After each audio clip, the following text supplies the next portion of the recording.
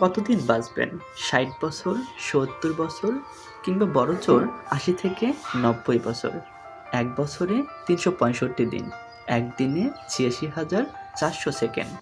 এত অল্প সময়ে মন খারাপের সুযোগ কই? কেন মন খারাপ করছেন? কেন এত রাগ, অভিমান, অভিযোগ পুষে নিজের জীবনের সুন্দর সময়গুলোকে নষ্ট করছেন?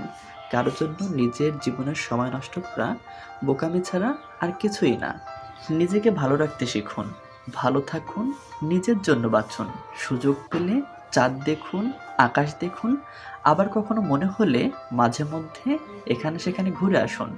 মন ভালো করার জন্য প্রকৃতি দেখুন।